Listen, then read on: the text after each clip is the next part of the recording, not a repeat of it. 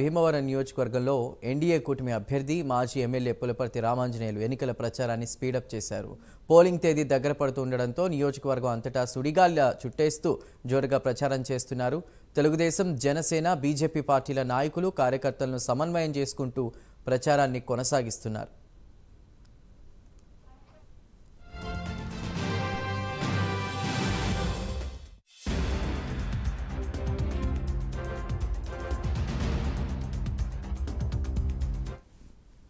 ప్రచారంలో భాగంగా భీమవరం మండలం నాగిడిపాలెం, నాగేంద్రపురం, దెయ్యాలతిప్ప, వెంకటతిప్ప, కోమిటితిప్ప నార్త్ గ్రామాల్లో కూటమి అభ్యర్థి అంజిబాబు ప్రచార రథంపై ఊరేగుతూ ప్రారంభం చేశారు.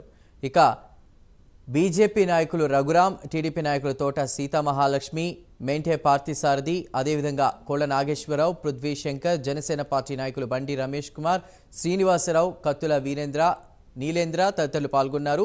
బహిరంగ సభలు, కార్నర్ మీటింగుల్లో అభ్యర్థి పులపర్తి రామాంజనేయులతో పాటు మాజీ జెడ్పీటీసీ బరే నెహ్రూ తదితరులు మాట్లాడారు.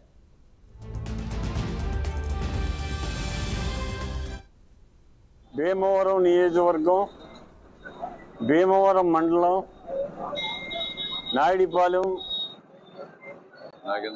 నాగేంద్రపురం, దెయ్యాలతిప్ప, కోమిటితిప్ప నార్త్ గ్రామాల ప్రచారం జరుగుతుంది.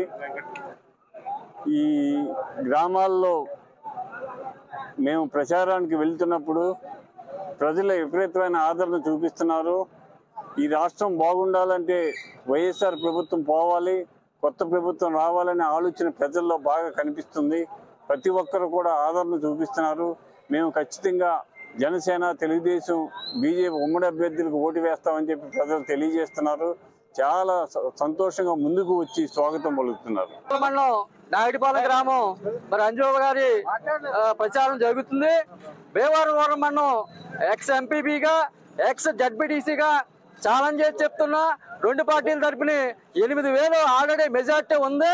ఖచ్చితంగా 10,000 తగ్గకుండా భీమవరం మండలం మెజార్టీ అంజబాబు గారికి వచ్చి తీరుతుందని చెప్పే సందర్భంగా తెలియజేస్తున్నా.